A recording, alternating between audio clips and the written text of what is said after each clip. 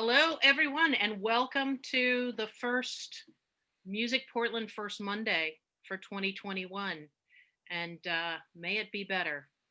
Um, I am just going to give a quick update for folks that are maybe just catching up with Music Portland or those that know it, and to introduce this topic in this organization arm.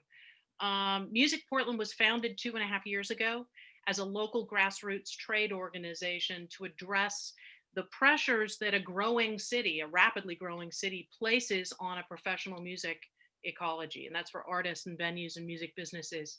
And our stated mission as we were founded was to unite, defend, and amplify.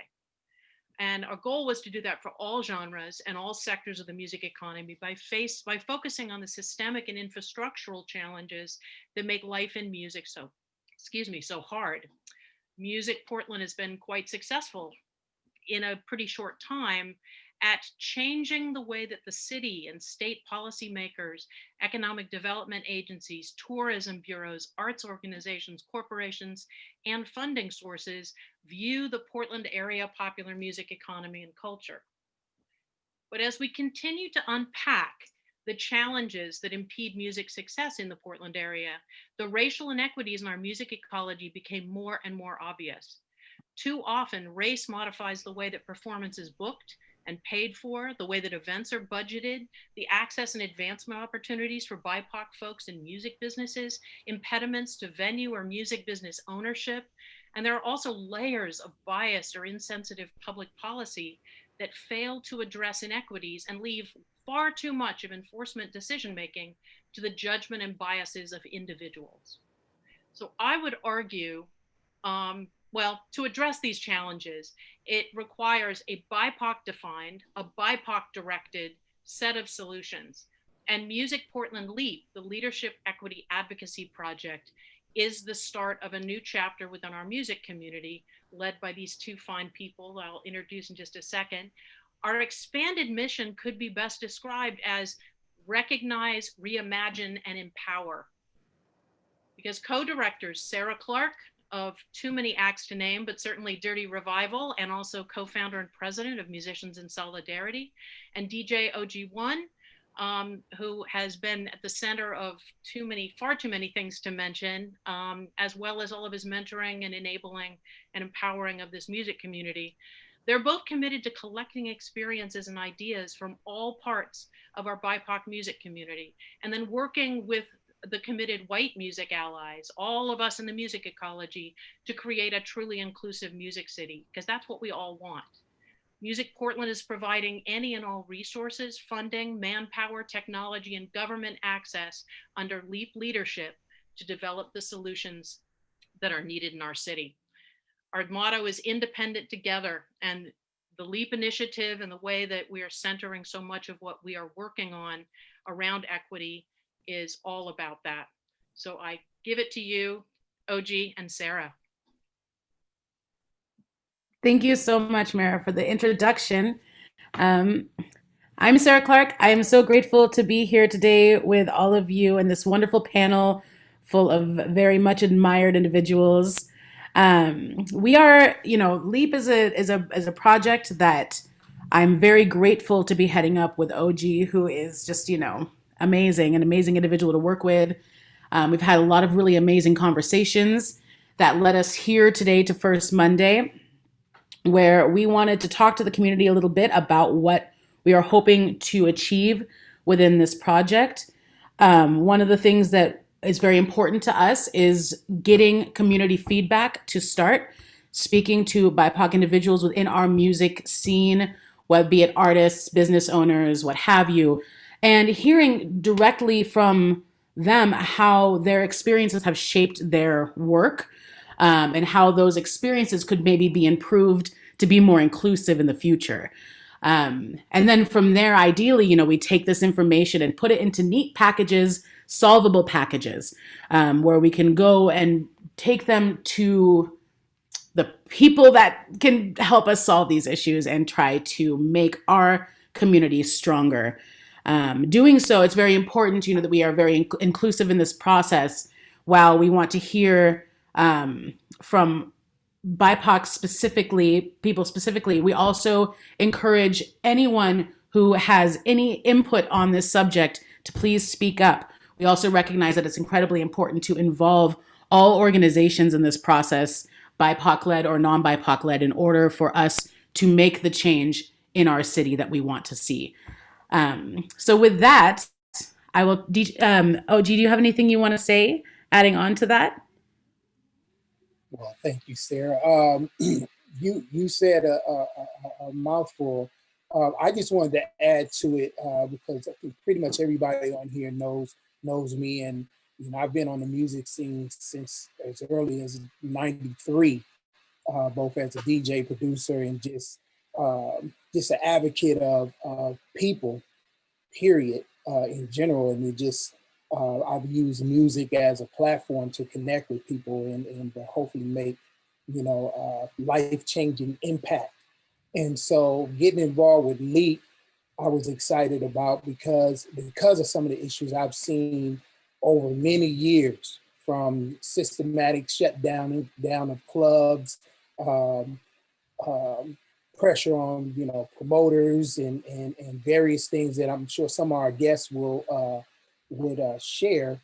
And but most of it has operated on have been operated or relegated to kind of like this island mentality, like, okay, it's only those few people that are dealing with that. So it hasn't been as big of a push in terms of advocacy for artists and musicians that are being impacted by that.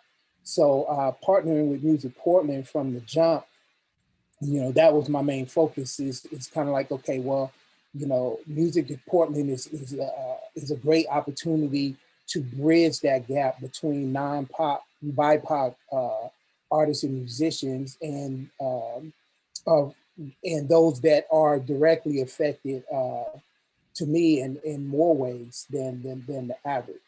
And so, I wanted to make sure that it was clear that if I was going to be involved in it, that it had to be real. I didn't want it to be a token situation where it felt like, okay, you bring in, people of color faces in there. And I'm saying this because I want to address, some of the elephants that tend to be in the room in certain discussions, that I didn't want to be a token part of an organization that said they want to do stuff for BIPOC, the BIPOC community, just for show. If you're going to do the work, if you're going to be an advocate, let's do it for real. And I have confidence that Music Portland has at least opened the platform and to have those very real and candid discussions, and then partnering with someone like Sarah, who is doing the work, not only a woman that's actively involved in it, but just serious about the community, period. So I thought it was a great balance. And I would say, just kind of like what Sarah said, that we understand that we're just facilitating a bigger voice than just ours as just individuals. And so that's why this is so important, that we get everybody involved that is a part of this community and feels like their voice can add to it, because this is not a thing that me and Sarah can take on by ourselves. We need every active voice in our community to bring to the table and bring to light what the issues are, and how can we collectively get other people that have not had a chance, or in some cases may not even care to investigate the inequities in our community. And so I think it's important that we understand that though we're focusing on this, it's going to take all of us, BIPOC community, non-BIPOC community, to make these effective changes. So yeah, so that's why we're here. That's why we're here. Yes, beautiful. We have a really wonderful panel today. I'd like to take a minute to introduce a couple guests, and OG will introduce his guests. We are so part of what we're doing in order to collect the information from the community that we feel like we need in order to make our first steps forward is we've built out, with the support of Music Portland, a survey in which we are asking the community a series of questions. about their experiences on the scene. And so we gathered some members of the community today to join us on this panel to have conversations about some of those questions and open it up a little bit, encouraging people to really share their experiences. And those of you that are listening to, reflect on this a little bit as well. I am so, so excited today to have Charlie Brown the third as one of our guests. He is a phenomenal keyboard player and all-around individual. His birthday was yesterday, so don't forget to wish him happy birthday. He is one of the co-founders of People Music and a facilitator in that group, which is People Music. He can talk to you a little bit more about it, but essentially it is a record label that is designed to support artists fully and provide 100% ownership to artists, which is kind of not a thing in our industry, if you know about that.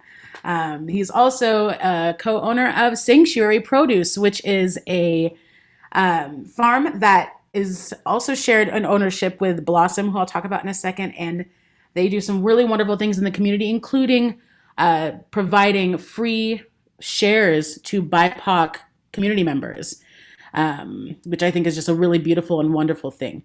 So Charlie, thank you so much for joining us today. We also, go ahead. I was just saying, thank you for having me. We love you. Second, I'd like to introduce Blossom, who is an incredible singer, incredible songwriter, and all-around wonderful individual. Very, very outspoken in activism and support of her community. Also an owner of Sanctuary Produce. Very, very invested in the scene that we are in and in supporting the community within that scene. Very, very, very grateful to have you today, Blossom. Thank you so much for being here. I'm muted, but thanks for having me, Sarah. Yeah, I love it. All right, and I'm excited as well to introduce who I consider my friends who happen to be a part of the entertainment community. But first of all, just really good friends and family, I guess you could say in some sense. So let me start off with Monique Taylor, who I've known for quite a while and has quite an extensive resume, everything from street teams for Jammin' 95.5. She's very, very, very, very actively involved in the community for many, many years in everything from mentorship with youth, organizing, a savage when it comes to promoting events and putting events together. And just recently, I've just really been proud of her work with Plus One Society. As I want to make sure I got it right. Let me make sure I gotta pull it up right here, so I don't get it wrong. But it is project and partnership manager for Plus One Society. I had to get it right. I don't want to make any mistakes on that. But again, just someone that I know has quite the experience when it comes to dealing with the inequities that come with operating in this music community as a BIPOC person.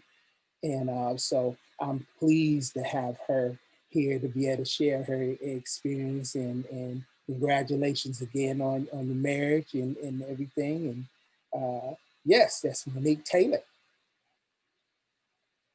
Yes, and next I have one of my brothers, Tony Ozier. And if anybody knows anything about funk when it comes to the City of the Roses, you know that name comes synonymous with it. Tony Ozier, artist, musician, producer, and just a person that brings people together, which I highly respect in this market, and someone who has always spoke his mind about things that aren't right in our music community, and so a real advocate for supporting artists and musicians. So Tony Ozier, Thank you, brother, for being here.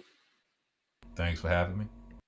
Yes, and last but not least, hip hop pioneer is what I title him. You cannot mention the name hip hop in Portland without this brother's name being at the top of the list, unless you're a hater. Uh, he's done everything. He's been on this scene ever since I've been in Portland. This brother's name has been um, a voice that not only has created platforms for artists, particularly BIPOC community artists, to be showcased on various platforms. He's taken artists on tours. He's helped artists grow their own individual businesses. Tour manager, and I can give a list of well-known industry names that he has done work with and for. You could been on radio, everything from again providing platforms for independent artists' music to be showcased on commercial radio stations. Has been a big advocate for pushing for commercial radio stations to support independent artists more in this region. And so highly respected, highly respected. Goes by the name of Terrence Coolnut Scott. Thank you, brother, for being here. Thank you for having me. Yes. Excellent. Well, yes, thank you all lovely panelists for joining us. We're going to hop right in. As I mentioned earlier, we have built out a survey that you can find on the Music Portland website. If anyone hasn't filled out a Music Portland profile, I highly suggest that you do that. That is very, very helpful for Music Portland in order for them to gather enough the necessary information to figure out how COVID is actually affecting our music community. And then at the end of the profile, there's also an opportunity to fill out the LEAP survey. And that's how we're gathering information on what steps we can take next. One of the questions that we have and that we wanted to pose to the group today, and it's a pretty broad question, so do your best with it, but we would like to hear from you on whether or not you feel like if the Portland music scene is inclusive, is it culturally diverse, and does it uplift BIPOC voices? And anyone can just jump in, actually. I can call on people too, but if anyone feels strongly about it and wants to jump in, that's great. All right, Blossom.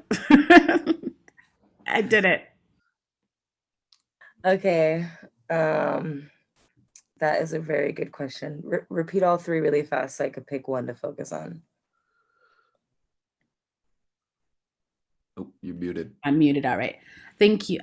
So we're wanting to hear from you on whether or not you feel like if the Portland music scene is inclusive, Okay.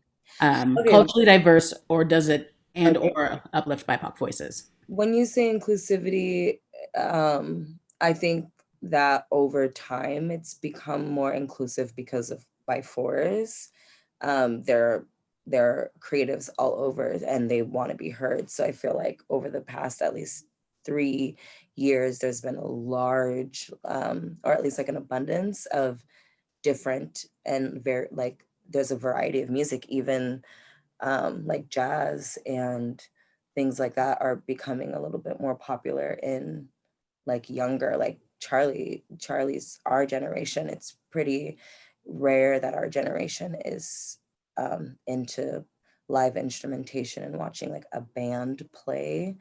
That isn't typical. It's usually just focusing on hip hop and going to rap concerts, which is great, but that was what it was for years. So it's nice to see live shows, well, when it was being performed in wider venues and not just like in wine bars and things like that. So I say it's expanding. And the question isn't, does it need to be more inclusive? Because if that was the question, I would say yes. But the question was, is it? And it has become more. Like I think like when I think about the scene here, it's like it's not like it could be like a little like clicky, kind of how she was saying of like, you have kind of your hip hop crew of people, you have like a jazz crew of people. It's definitely like a kind of a clicky scene. And like that's kind of where Yeah, that's kind of how I've always noticed the scene, but it's definitely, as far as like uplifting BIPOC voices, it's, I would say it doesn't, I don't feel necessarily like uplifts, but it's kind of like you got to go get it like yourself, kind of. It doesn't have a choice because Yeah, BIPOC voices are the voices. Like there's exactly. no other choice but to have the voices be BIPOC. You know, like so it's like Yeah, they're not doing any, like no one's doing anything for us because we're the voice. So like yeah.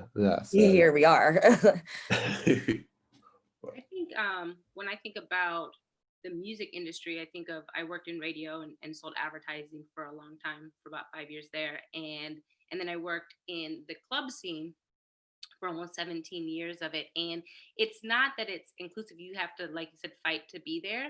Um, I would say when it comes to radio, there are very few stations and that highlight Black and Brown voices, that include them in their executive team or on their boards, or as directors in the scene.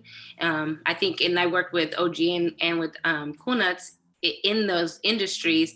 At a hip hop station, you may see 10 people of color that work there, that are servicing the voices that are being put out or played on a radio station. Maybe all Black and Brown voices, but the people behind the scenes aren't represented in that. And so that was difficult. I don't know. I can't speak that it's changed any. I think Terrence could probably speak more to that. But when it comes to the club scene, absolutely not. We had to fight tooth and nail every time we wanted to have a space. And then we had to fight, and we would get fined, and there was a lot more. We can talk about it later, about what that looked like and how people of color were like targeted to shut down. So I mean, I don't know, I wouldn't say it was inclusive at all, but but we were there nonetheless. So I would love to hear more about that process. I think that's actually a Same. big hot button issue right now. We just got a response to one of our surveys that was talking about what happened with Soleil's, and I think that there's just a lot of crossover there. So if you don't mind expanding a little bit more, Monique, I'd love to hear it. yeah, absolutely. I came into the music industry and the nightlife industry 17 years ago. I threw my very first event with DJ OG1. And I always laugh because we got fired that night too. So we threw our first party. That was my first party and my last for that time being. But that's kicked off my my introduction into the scene. And it was they want our money, they want our music, but they don't want the actual people. And so that was really difficult to navigate. So the music they didn't weren't fond of.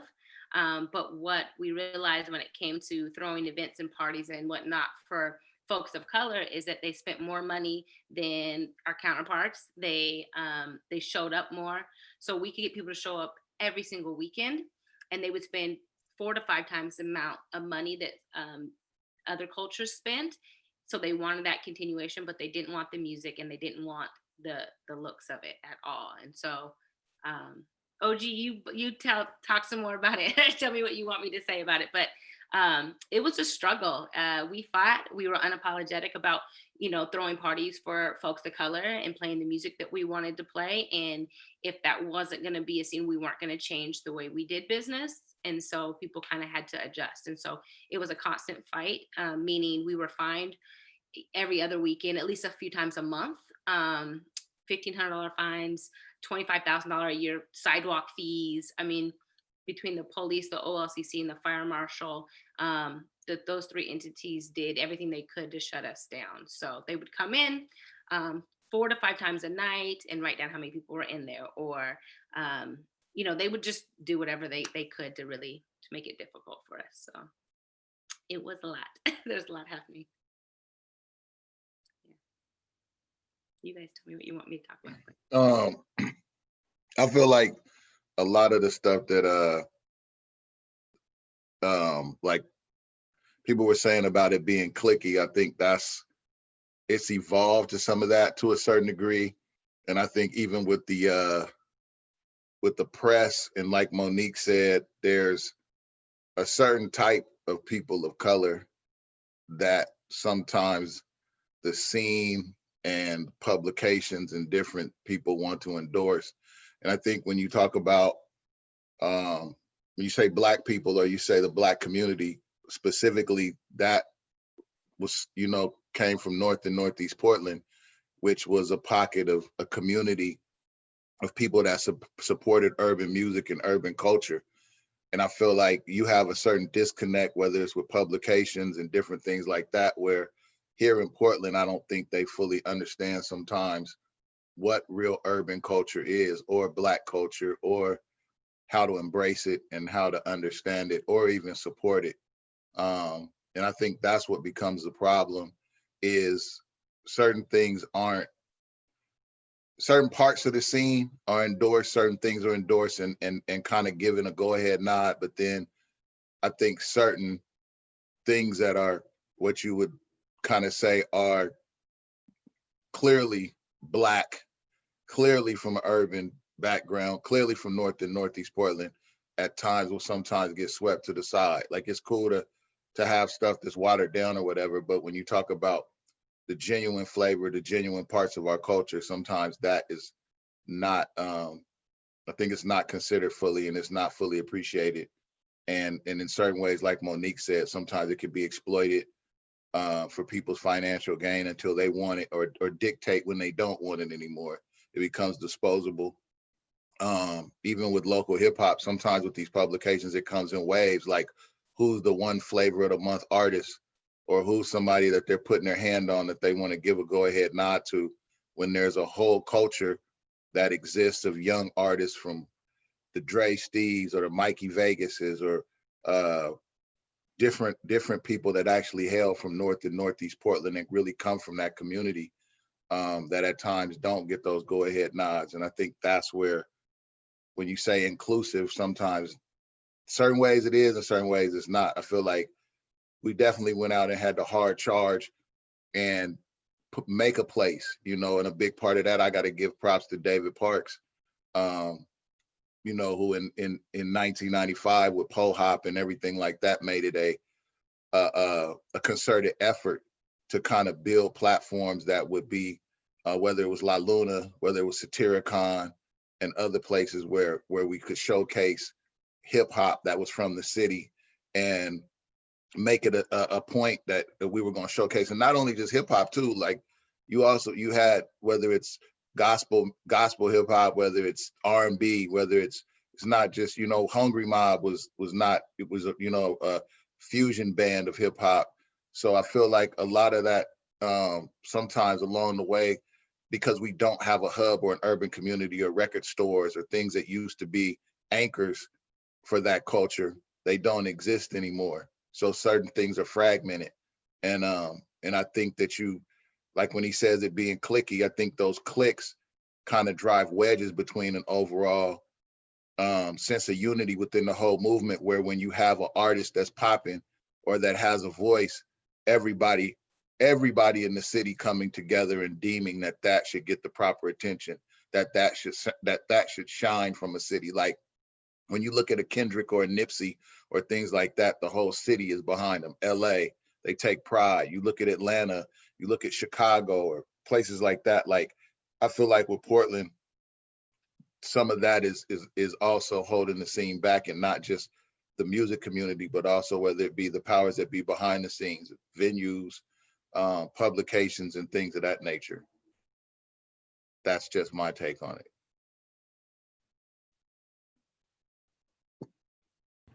Killer. I also, if it's okay to add to that, Cool Nuts, or even to just bring up in the topic of that, is like I personally know that I invested a good amount of time focusing on like a certain part of the city for a while, obviously, because I'm like, this is the part of the city that is fueling a lot of like what is happening and like what's dope about the city, but they're not getting like their accolades, or they're not getting the recognition.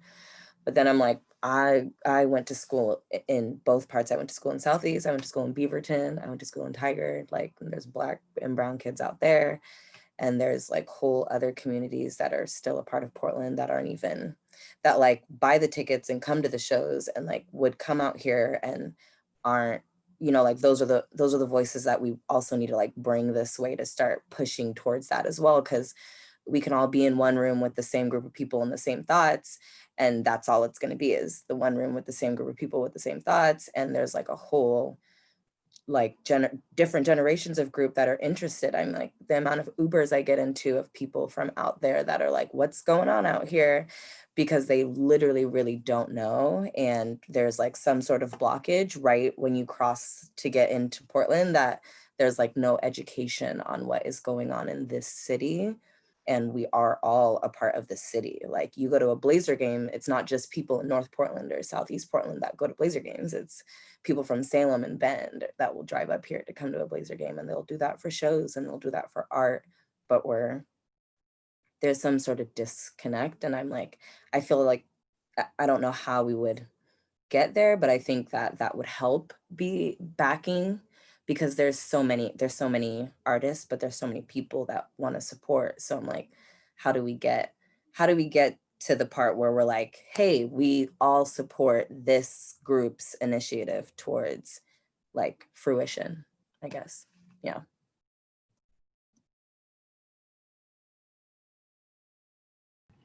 Beautiful.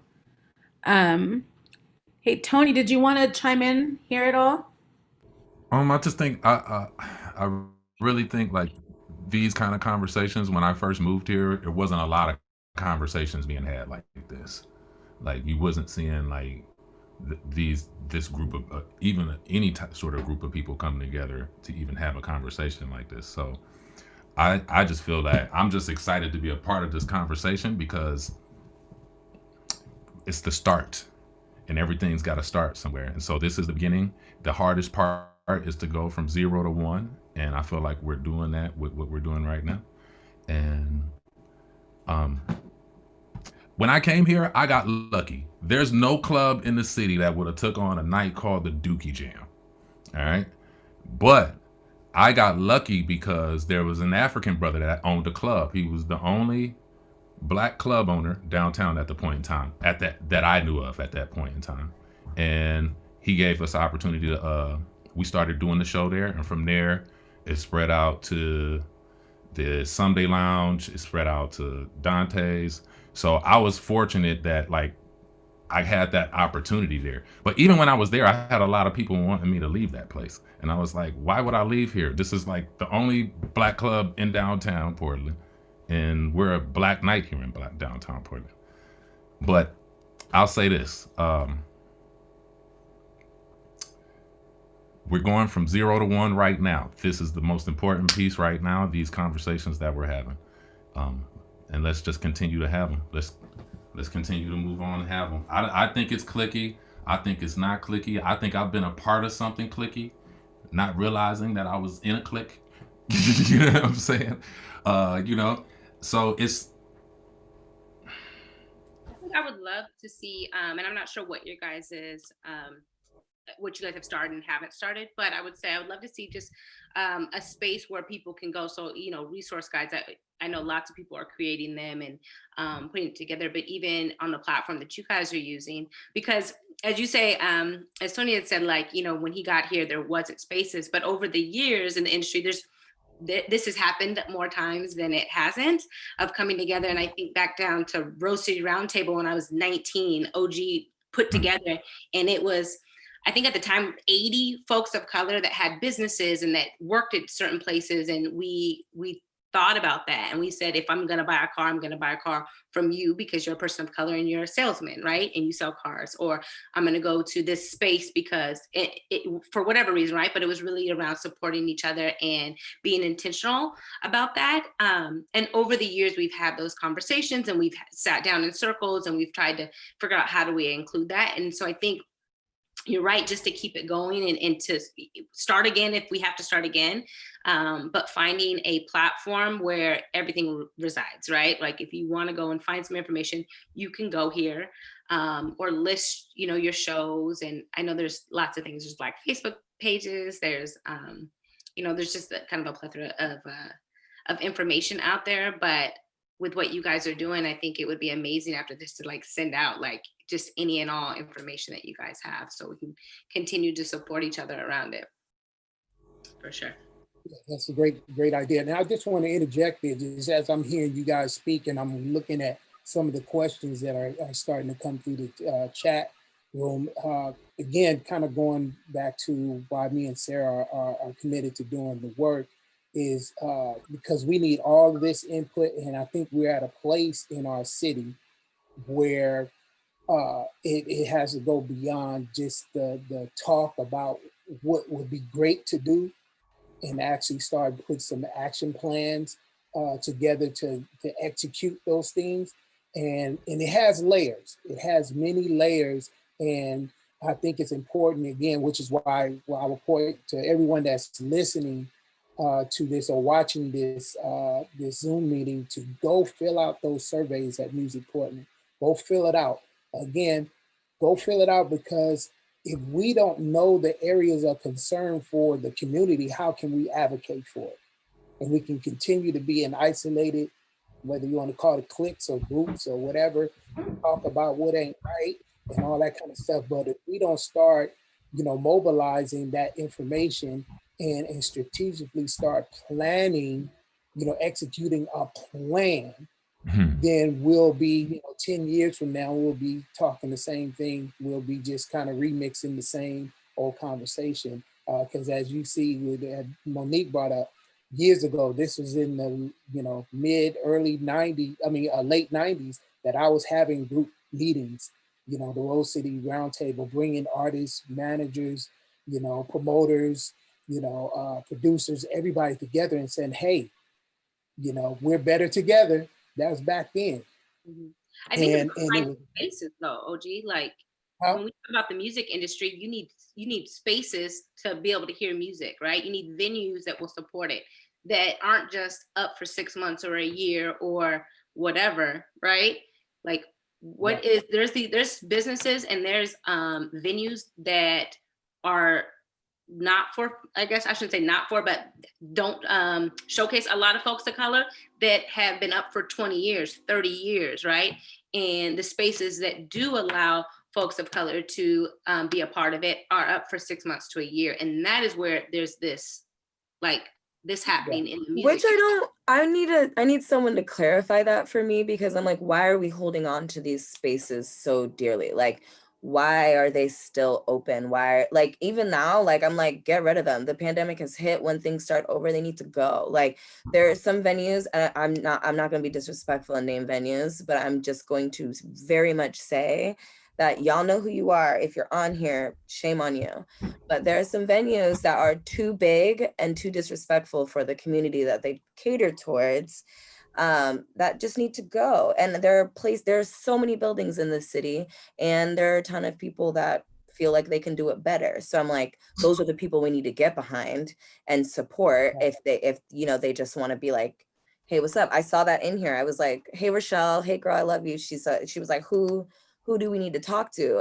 And that's where I'm like, you might not need to talk to anybody. You just might need to move somebody to the side and be the one to do it. So I think it might be acknowledging people that need to step in and take over some places. and I would say if you again, know with that spaces said, that are available, share those for sure.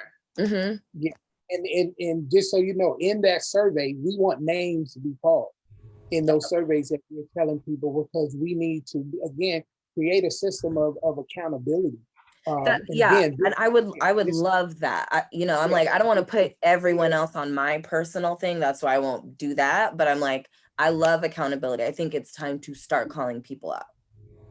Exactly. So not only that, but specifically to someone asking a question about venues. Again, me and Sarah are in a place where we're gathering all of this right now. So, which is why this meeting is so important. And those that are watching, we need you to go fill out those surveys, because as we're coming together and getting all the information, we're also going to be going back out and reaching out to people and saying, okay, here's what the collective voices are saying, and we need to prioritize this and start executing plans on it, and engaging other conversations, and even non-BIPOC communities that want to support, but just don't know how to. So we need to be able to tell them and voice to them, here's how you can support us, instead of kind of leaving it, the support word out in the air. No, we need to get very detailed, specific. Here's what I need you to do But in order to do that, we have to have the information through these surveys, and we need the engagement for those people that are invested, like you guys, get the word out and create those things. So part of some of those discussions Sarah and I have had, and Sarah can chime in at any time, is again one of those issues we need to talk about is Black venue ownership. Like why? Because at this point, in some cases, based on dialogues I've had, people have felt kind of like the Black music community has been prostituted. Meaning that we only as good to those venue owners in so much as they can make some money off of us, as opposed to they see real value. So we need to address that. Yeah. But we need to address it collectively, and that's where Music Portland comes in from their end of it, in terms of again, they don't know how to activate their support in the circles that they touch directly if we don't tell them what our needs are and what's of importance to us. So you guys are right on the money, and those that are in the chat, you guys are right on the money, and it's the issues that we hopefully collectively will start addressing. Well said. We also have a Q&A going, and we have some questions that popped up in the Q&A regarding these subjects. Rochelle, it says, as a booking agent who has argued about this with venue owners and festival organizers, overall no. And this is in response to the inclusivity question. It is not very diverse. Not because talent isn't out there, but because it's not being represented as well as it should be. How much of this is due to unfair security rules and how much is due to preference towards their friends' bands? I can't say. Maybe other elements are at play too. And she's wondering if the panel has anything to say on that, about getting BIPOC talent highlighted within our local festivals and venues. I would say when it comes to venues, it's more expensive than it would be for somebody else, or should be. So meaning if typically they hire 5 security, they're asking you to hire 8 to 9. They are asking you to shut down earlier, so then you're not getting the revenue stream as long. I've been restricted on the alcohol we've been able to serve. So it's just there's just restrictions, and for me in the nightlife industry, at least in the club industry. Terrence, what about venues? I feel like nowadays the only real challenge, well, there's definitely a small, well, not a small, but a limitation of like all ages venues that are affordable to kind of cultivate some of the younger talent on a regular basis. I think before you had more opportunity, whether it was a La Luna or a Burbati's and different places like that were able to give you the ability to bring in a lot more frequency of local artists and put them on prime stages in a consistent way. I think you also had promoters at some of these venues that took an active interest in that. And I think some of those venues, from the Burbati's to the Satyricons to the Ash Streets and places like that, have kind of faded away, which creates a void for some of the artists that are aspiring, that are climbing to play out regularly, to be able to even play to, like I think Blossom said an important thing, that there's a whole audience of people out there, whether it be Beaverton, Gresham, and other places of people that aren't 21, that also dictate what's popular. You know what I mean? Like older people don't kind of dictate what's popular. Younger, the younger tastemakers, word of mouth, they dictate what's hot. So if you do a show, even as a older artist, and you have youth able to come in, or them being able to come out and enjoy a show, they can also spread the word. But I think for Portland, we've been limited in terms of access to venues on a consistent basis for that audience. Also, for it to be affordable, there's a void of 300 capacity venues where on a Friday night you could do an all ages show and showcase the talent that needs to be seen within the city, and have the proper audience out, which creates I think a healthy, music ecosystem, as they say. and which I think which limits the growth. So I think that there needs to be more consideration for that aspect of real shows on real stages that can also welcome in all ages, all age audiences that help the scene grow and flourish. And then also booking agents and people like that to take an interest. I think there are people in the city that do take an interest, but a lot of them, they're also limited by venues being 21 and up, locations of venues, venues where, like I said, like a certain audience they don't have access to come out and see the shows. I think that was, people seem to, I mean, OG can attest to this, that there was a time in Portland from, probably about 95 to 2000 and so, where you could do a local show on a Wednesday, Thursday, Friday, and have 300 to 500 people out for all local artists. You know what I mean? And that was because we were able to do all ages. You could do all ages at La Luna upstairs on a Wednesday and have 300 people out for all local artists.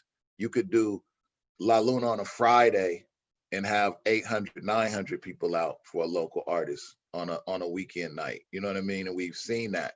And that was because you had all the tools that you're able to facilitate, or you're able to use to build those shows, to build that frequency of people having that excitement, like, oh, I know on this Friday I can go out and see a dope show.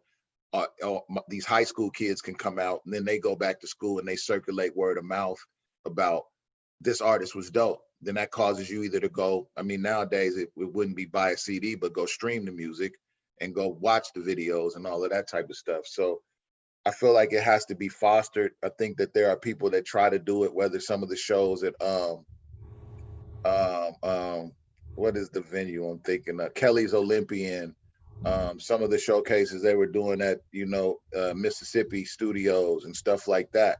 But those are also still limited by being 21 and up.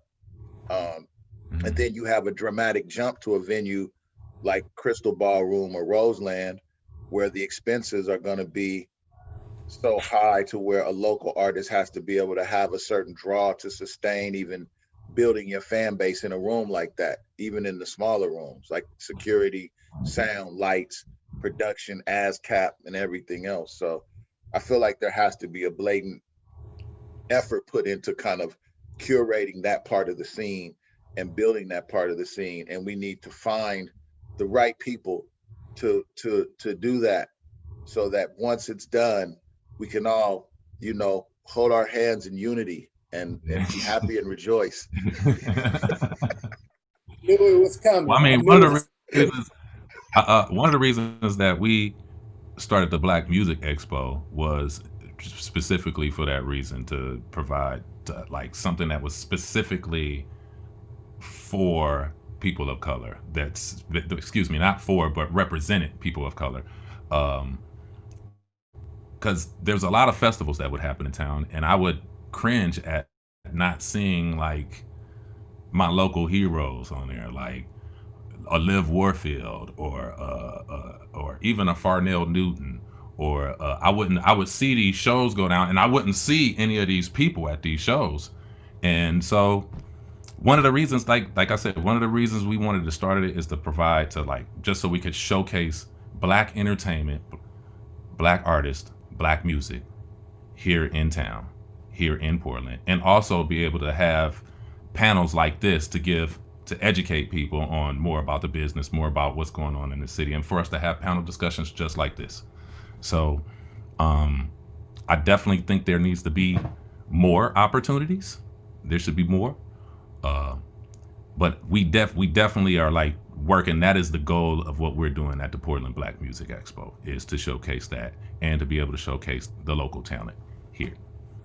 But I think, and to build on to that, I feel like that's another thing. Like, it goes back to, with that being said, with the Black Music Festival, a certain level of endorsement, a certain level of support from entities need to be put behind that for that to grow. You know what I mean? Because it is something that needs to be heard. It is something to where, like Blossom was saying, it's not just hip hop. Like, there's a lot of Black music that needs to be heard. And needs to be given that go ahead nod and needs to have that endorsement, to where when you're doing that festival, you know that you have the full support, whether it be the press or whether it be the publicity, in the support in that way, so that you know when you hit the ground running, that event is built for success, and not overlooked because it isn't in line with what certain people are looking for. It's something that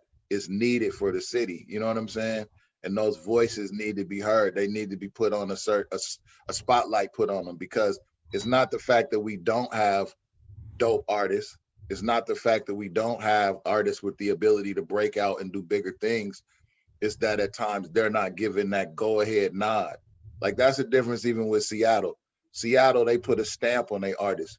Like, Macklemore ain't the only one shining. Like, they have multiple tiers of artists in Seattle, from Macklemore, Travis Thompson, Soul, Nacho, Nacho Picasso, multiple tiers, R&B singers, and all types of stuff that they take an interest in that, whether it's KEXP, whether it's the Showbox, whether it's the Neptune, whether it's Numos.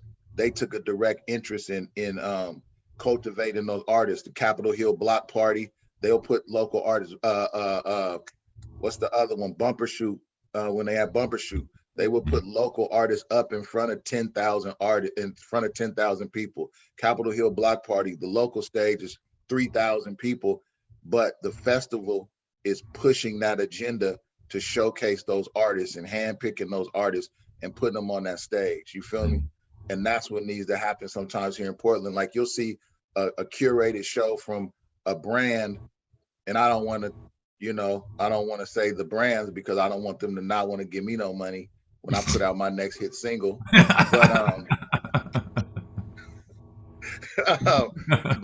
But some of those brands, even in Portland, need to know, like, we got to go get some of the aspiring artists and put them up in front of some of these crowds and put money into the promotion and put money into advertising and build those type of platforms for them to benefit from it. So I think, like, and so with your festival, it requires that kind of support for it to succeed, for it to grow, for you to push it year after year. You know what I'm saying? Yep, indeed. There you go. Absolutely. Sorry about that. That was weird. One of the things I think is also, when you're mentioning Seattle, really interesting is the freedom that BIPOC artists have to explore maybe non-traditional like avenues in music, or just the non-traditional maybe for BIPOC individuals. So like the Black Tones, for instance, are just like this insanely like amazing punk band out of Seattle. It's a Black brother and sister duo, and they just kill it. But I like a lot of those platforms are just not available to develop that type of branching out, if you will, for artists here. I think that's also something that's kind of interesting in Portland. Rochelle also had mentioned liking the idea of businesses and venues who support and maybe having a list of like booking agents and BIPOC owned music ventures, businesses, artists, etc. One of the really positive things about filling out a MusicPortland profile is that when you list all the things that you are, that will go into a directory for MusicPortland that are building out currently that is searchable with keywords like BIPOC or LGBTQIA or what have you. So you can really get in there and find those businesses that we're talking about supporting directly. And of course, it does take people filling out those profiles in order to get that information there. But that is something that is in the works. People are trying to put that together right now at MusicPortland to have that information accessible to the community.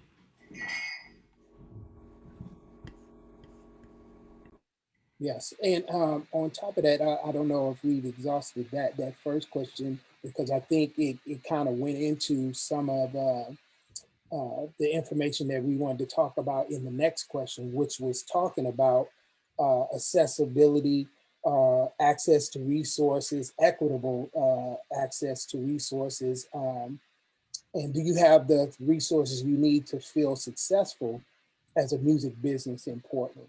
That's one of the things that, again, is on our survey, but I wanted to ask the panel, do you feel like, the first thing that kind of comes to mind, I think about artists like, Blossom, and her and I have had some conversations about music in general. And I've talked to many artists where in a lot of cases, they don't feel like they have access to the resources that help support them growing as artists from a business standpoint, and have access to those things locally where they can get educated on, what are the steps? If I'm this artist from the creative side, okay, after I've done this great creation, what are the next steps? And are there systems set up within our city that they can access those things? And so I wanted to open that up to you guys in terms of, I know some of you guys are vets in the game, and so you kind of are already in that loop. But thinking about maybe when you started here in the city and have been trying to build, have you felt like you just kind of had to grind and try to hustle up things on your own, or did you feel like there were any types of systems set up for you to advance and grow as a music professional? And just to piggyback on that a little bit too, I think that it should, in thinking about the answers for this, definitely go beyond direct mentorship, which I think is one of the biggest ways that the BIPOC community is able to thrive, is because we do. I mean, there's a lot of mentors on this call right here, and someone also mentioned Farnell Newton, who's like known for doing that work with younger artists. But I think that going beyond that one-on-one relationship and yes, and focusing on systems that we have in place to support growing artists in our community. Sarah, I'm actually when I started doing music, there wasn't this at all. So like the first time I performed was actually at the Dookie Jam. Someone took me and I freestyled there, and it was the first place I ever knew that there was some place that people did music. And then I would go back there, and that was a consistent place for me to hear anything outside of hip hop for a while. And I really had to ask a lot of questions, and I got really lucky that I met. And like I say luck, but I obviously I wanted it. I wanted to know because I didn't know where else to look for it. And so I just went to the immediate source of that. And so fast forwarding to now, I still am like, how would I have found me? Like, how would I find you if I didn't know? Like, are people gonna come look for me if I'm in a high school and I'm interested in this passion? How am I gonna find a Charlie Brown to teach me how to play the piano for hip hop, R&B, soul, or anything like that? Because that's a possibility for me. That's like what I think, like right now, that is where that is the tool that's missing, is like the people to go find and like connect the resource to the now great, amazing panel that is created from years of individuals finding it for themselves. Because I don't think that's just me. I think like each and every one of you had to literally figure it out and like create the friendships and the relationships and like trust that like we're gonna learn it together. So it's like now everybody's educated and now there's these places, but there's a ton of people that don't know we exist. Mm.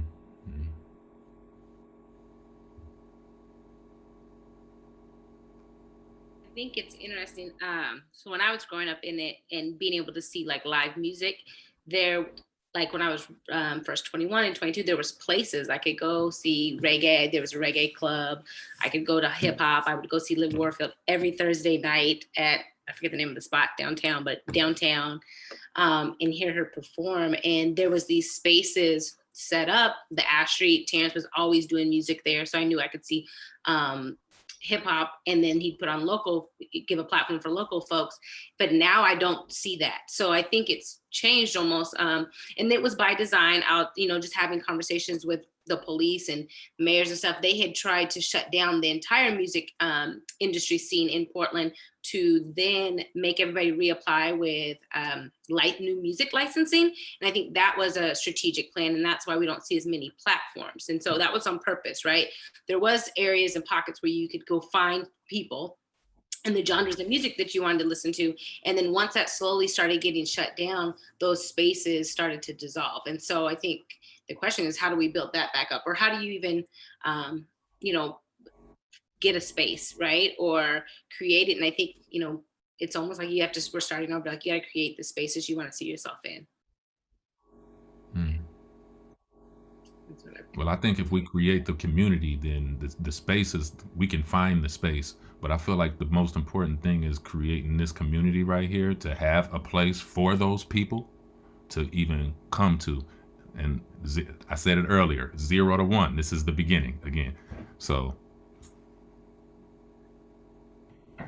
I'm going to emphasize again, those that are watching this, go fill out those surveys. If you have a concern and you feel like your voice in the matter needs to be heard or advocated for, again, every artist that is watching this and those that may not have gotten the memo about this, talk to them about it. Again, we have to pass the word that, there is a platform that is trying to create a voice, because like I say, it's layers to this and everything that we discussed. We haven't even talked about, city policies and things, because there's money that's available to support, but they don't know how to support it if we don't create a voice for it. If we don't tell them, no, you need to be using this money. If it's money being allocated for arts and culture here in Portland, why isn't the BIPOC community getting into that money?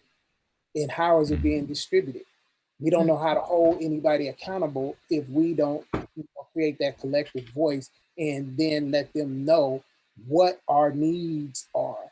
And again, it's layers to it. Everything from dealing with policies. That's again one of the biggest things with MusicPortland is creating advocacy, where you got people that are talking to, county commissioners and people that are in decision-making positions about how they're allocating support and funds. Why isn't there as big of a supported festival for BIPOC community at Waterfront as there is all these other festivals? Why isn't it there? It's not that the talent isn't there, but why isn't it being supported?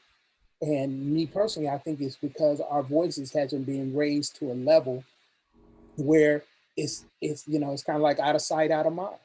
We'll talk about it within our community, but we haven't strategically planned anything to go address those people that are in those positions that are supposed to be advocating for the people. And so I think it's time now that we go beyond just the dialogue and actually create some strategic planning, which is the work that Sarah and I are trying to put together with the voices of the community. Because again, I will always emphasize, this is not me and Sarah's work. We're just facilitating the voice of a community. And I want to keep emphasizing that, because it's very easy for people to just kind of sit back, well, I'm gonna let them do it. Let y'all figure it out. Y'all tell me when, I could benefit from it. It's like, nah.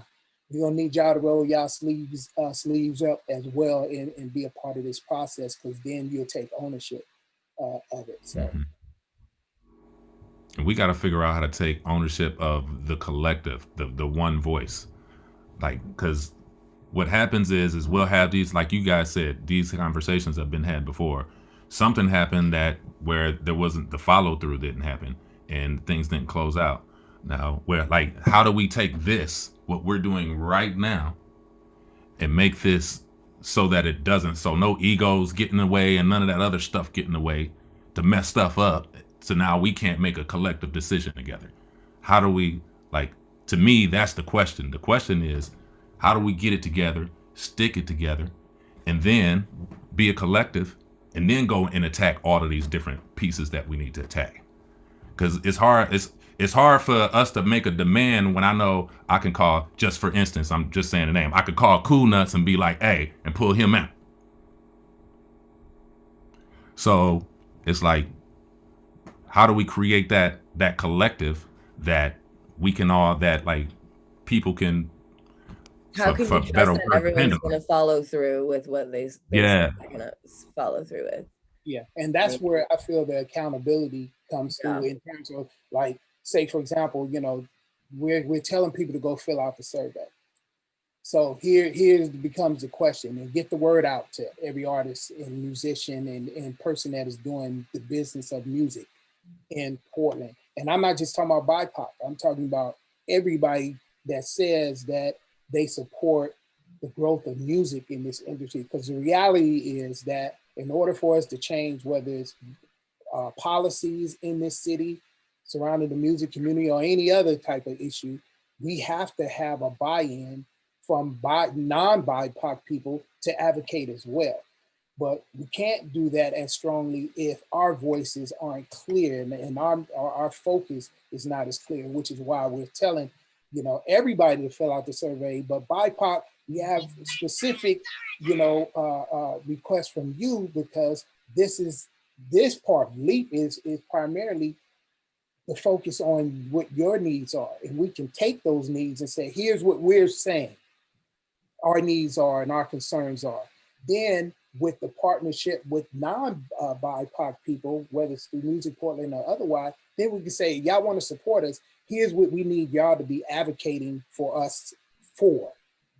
We're going to be doing our part, but here's what, if you want to help and you're saying you want to help, here's how you can help us.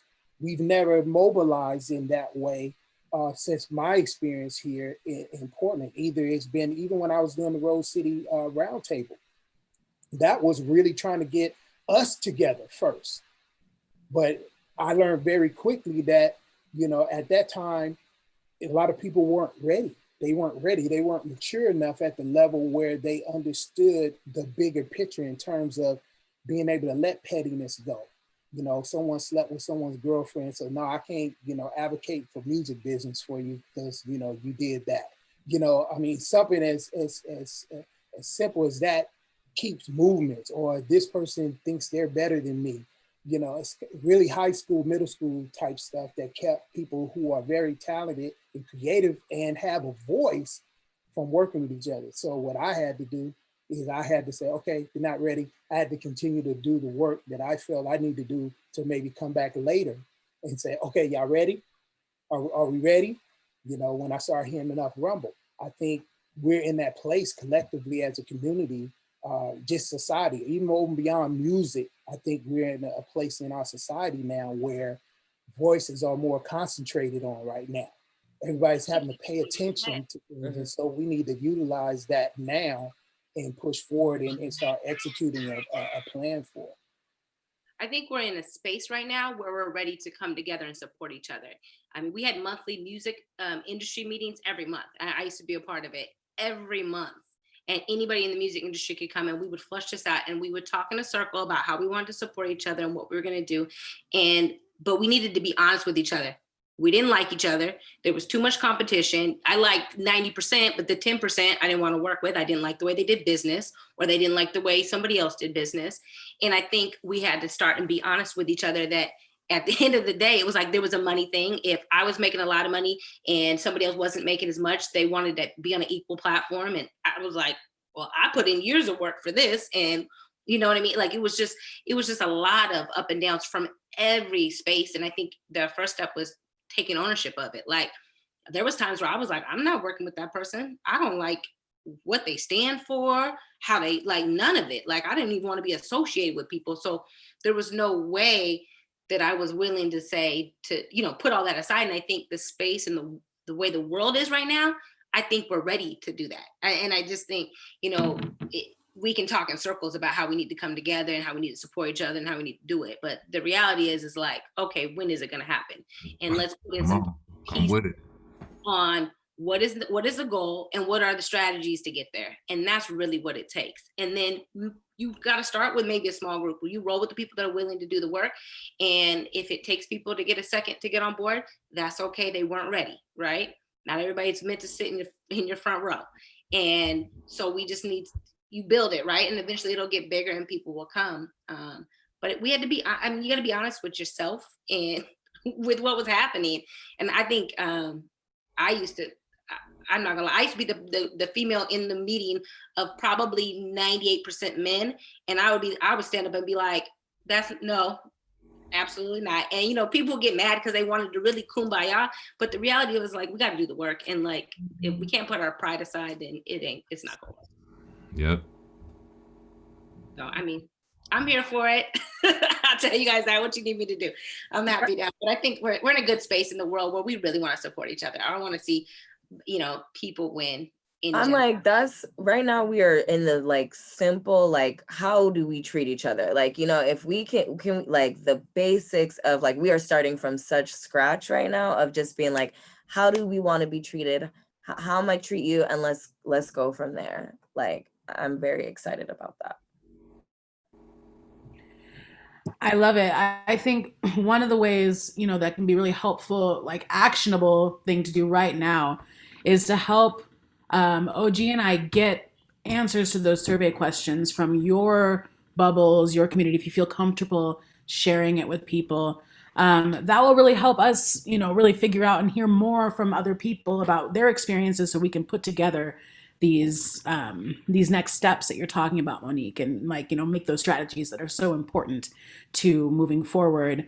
I think it's a very, very key thing, but I'm really, you know, I think this conversation has been super helpful for me to hear from all of you and your experiences and what has shaped like your just way of operating in this industry, which I think can be, there's a lot of challenges to surpass, but I think one of the wonderful things about this crew is that people have definitely figured out how to get around all those speed bumps.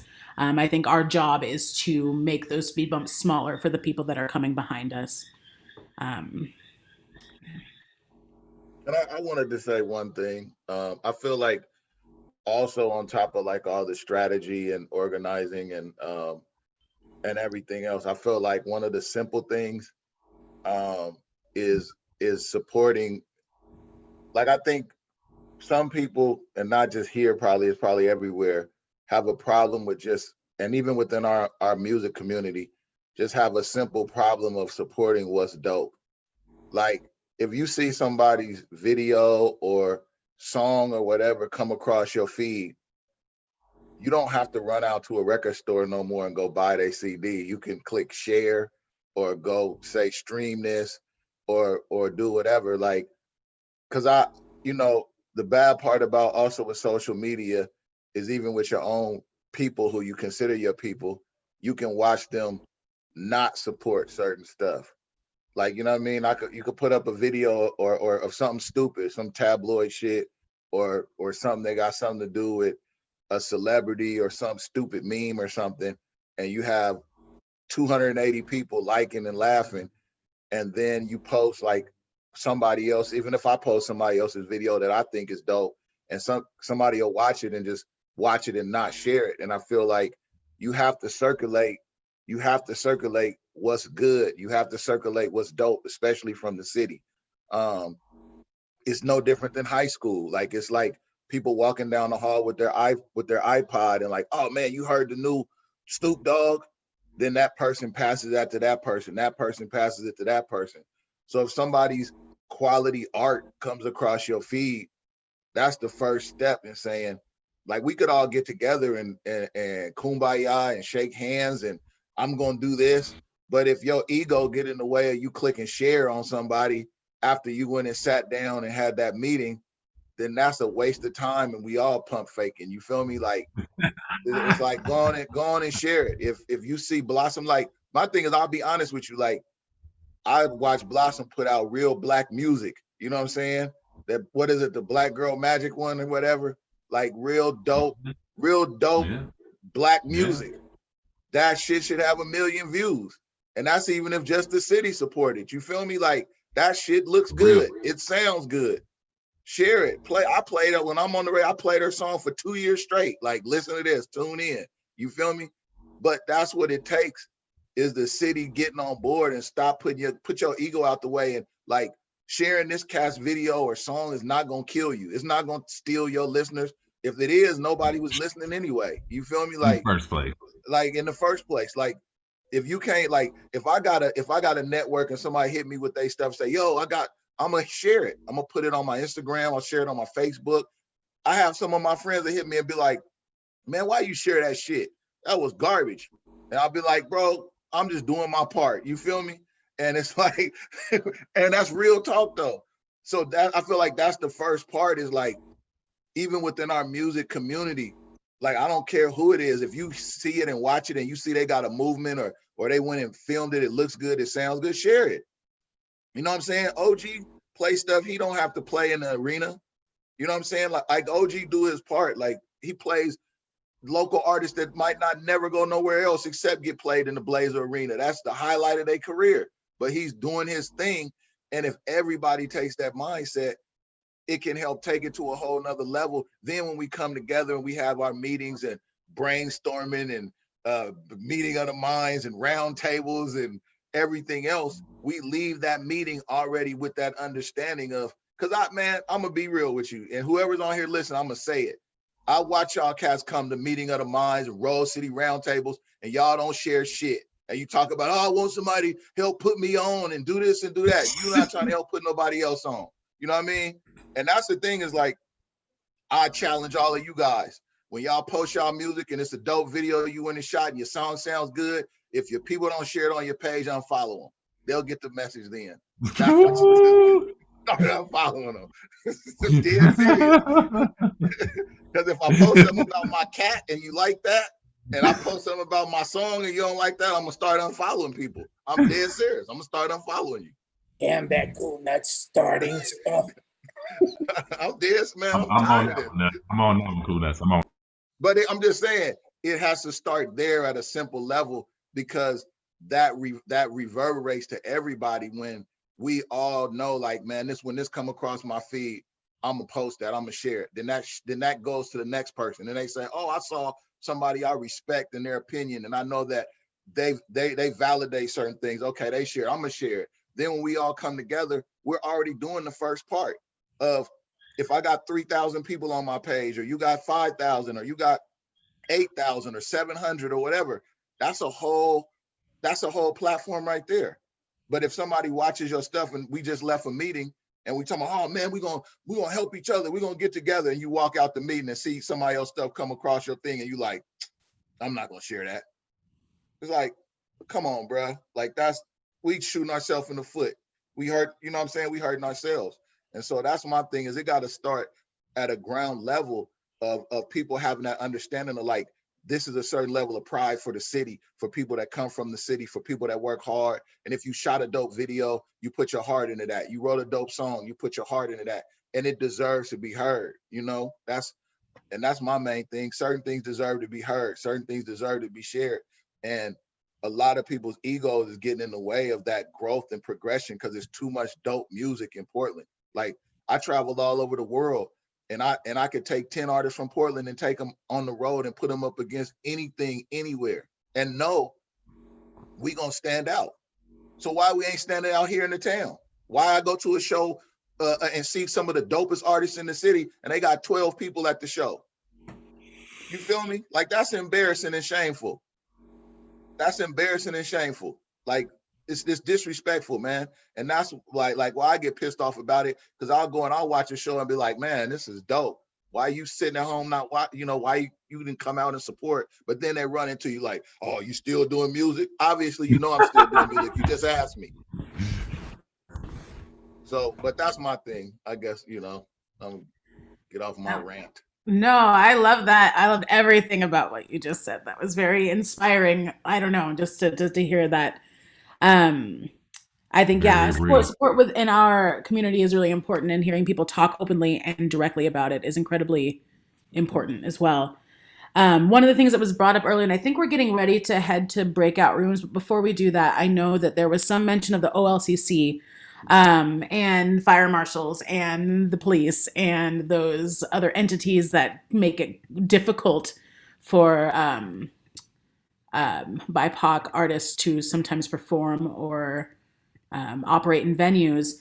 The OLCC is doing their first full review of their rules and permits since in 30 years, and that's happening next month, I believe. And one of the questions, and I think we have about 2 weeks to get this information together so we can address it with the OLCC. But one of the questions on their survey is directly related to the OLCC and our experiences as a community working with that particular entity. So again, it's incredibly important if people can get in there and fill that out and give feedback specifically about that group. That will help Music Portland in navigating some of the issues that we have experienced. I have documentation. Receipts. For real, Mo, I know a lot of the stuff that was happening with the targeting and all that kind of stuff. So we know history of it. But again, being able to get in there and give us those things that then now we can go and address them and say, okay. What are they trying to do? Are they looking to, you said rewrite the kind of the rules or the regulations? Where they're reevaluating, just how they roll out their policies anyway with venues. But I think part of it up until this time where Music Portland has brought to their attention, have you really taken into account the BIPOC experience? Those that are doing this business, the hip hop community, R&B community, or whatever. Have you taken those things in account? Initially some of the feedback was, that they want to just focus on, how liquor is being distributed and all that. And you guys know, and I know that it goes deeper than that, where you have agents that are running rogue and saying, oh, this is what the OLCC is saying. And you don't know, is that the OLCC or is that person that's with the OLCC? And why are you targeting, these venues that primarily have people of color in it or play hip hop music? Yeah. And these don't get the fun. You can't serve Hennessy after 1 o'clock in the morning. That's what they exactly. Or if you play this type of music, and serve this type of liquor, then we're going to, put pressure on you, and so we need those things documented. So, as we are advocating and voicing the concerns, it is not just, OG1 or Sarah's opinion or even Mira's opinion about it. No, we have actual people that have these experiences. So it's not just some random person, saying this off the top of their head. No, we have documentation that people have this has happened to people, actually happened. And here's the things that you need to change. And even the issue about the all ages situation. I'm glad someone brought that up. It's like, why are you setting your policies in such a way where now, one, the venues are not able to maximize their revenue because of the liquor policies that you have, so then it limits the amount of capacity that a promoter that wants to promote, and this, it goes beyond just BIPOC, but just period, it limits the amount of leverage a promoter has to promote big shows in venues because you only have 21 and over and there's no, underage clubs that are popping that can, bring artists or, have those types of events. So why is your policy not conducive to the real reality of our entertainment community? And just to jump in right there too, we have Andre Middleton's on the call in the audience, if you will, and he is the leader of Friends of Noise, and a huge amount of their work is dedicated to creating or finding or making a way to have more inclusive venues that allow the youth to be involved in our music scene, something I think that was brought up earlier as being a major issue. So y'all should, if you don't know Andre, you should. He's great. Everybody should. I'm going to jump in too. I know a lot of the questions have been around, we've had some conversations one-on-one. We're having this larger group conversation now, which is great. But it is definitely Music Portland. When we formed, people at different parts of the city, leadership and different, were like, oh my God, a place we can talk to about music. Otherwise, music is like water. You can't hold it in your hands. Who do you talk to in Portland music? And it's a little bit the same about BIPOC music. Where do you go to like access, to get input and to provide answers from? And the fact that Music Portland exists, the OLCC, the deputy director, in our last First Monday, absolutely acknowledged. She said, great, Music Portland is going to be the conduit through which we want to hear input from the market. And our first take from that is we have got to get the BIPOC experience into that already approved channel. So Music Portland is all about building the connections that are needed to make change.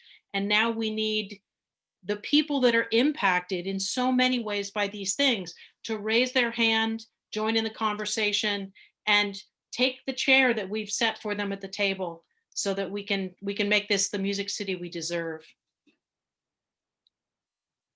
If people are interested, I would love to keep the conversation going. I know there are some people that love to do a more open conversation. There is a different, I'm putting the thing in the breakout section. For those of you on Facebook, it is a bit.ly link, small case, FM-January-meet. So FM for First Monday -January-meet. The password is PDX. And Sarah and OG, with your permission, shall we move over to that? And then that's more of an open conversation. We can do breakouts if people want to go into small groups, but it democratizes the conversation, if you will. That sounds great. And I know that, I mean, if some of the panelists can't make it over, that's fine. I want to acknowledge all of you and your voices today and tell you all how grateful I am that you were able to join this. It's like, I'm just very inspired right now to be in this group, in this community with all of you beautiful people. So thank you so very much for your time. Yes, thank you. I really appreciate every single last one of you guys, and definitely looking forward to you guys coming in and again offering your voices as we start putting these strategic plans and stuff together. Definitely would want to have as much feedback and reviewing of the stuff that we're doing. So if you guys are open for that, definitely would love to keep the conversation going. And I think, Sarah, too, we wanted to talk about the possibility of an additional gathering of people in general outside of just the First Mondays. You want to talk a little bit about that? Yeah, I think that was brought up a couple times here, is that the need for maybe consistent meeting and touching base.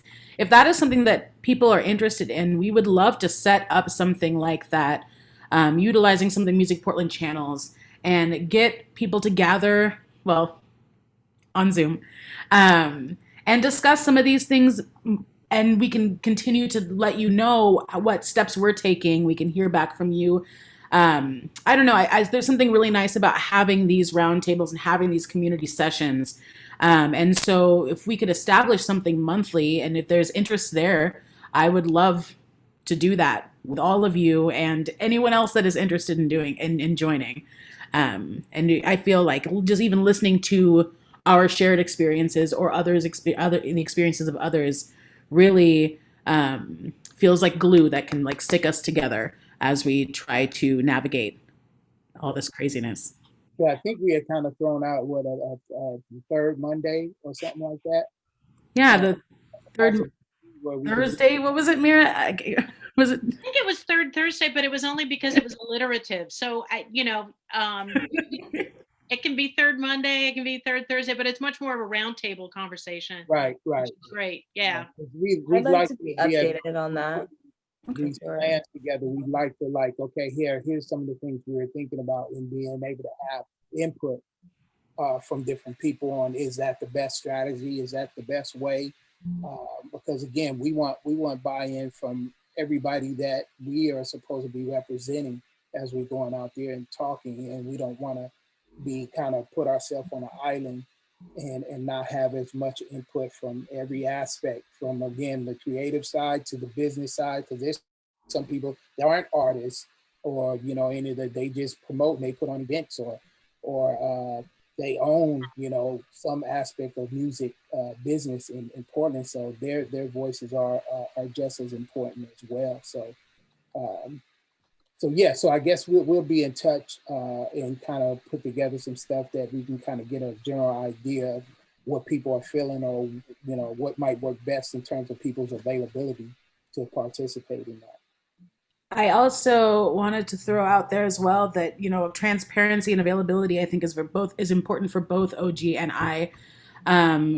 Please don't ever hesitate to reach out to either one. I mean, we have personal relationships with a lot of the panelists, but anyone that's still listening, if there's anything you want to talk about, anything about this that's happening in our city, that has happened in our city, that you don't want to see happen in the city, that you do want to see happen in the city, please, please, please, please don't ever feel strange about reaching out to us. I'm going to drop my email in the chat, and just email away if you have anything you want to talk about. We are here for you. I'm heading out, but I love everyone so very much. This was so fantastic, and I just am so happy I got to see everyone's face. Good to see you too. It's been great. And Monique, I'm about to hit you up because we're about to find that space, girl. We're about to find that space. I love it. It's on my mind. I've been thinking about it the whole time since we talked about it. So blessings to everyone. Have a wonderful Monday. Absolutely. Thank you so much, Blossom. Happy New Year. Bye, Blossom. Happy New Year.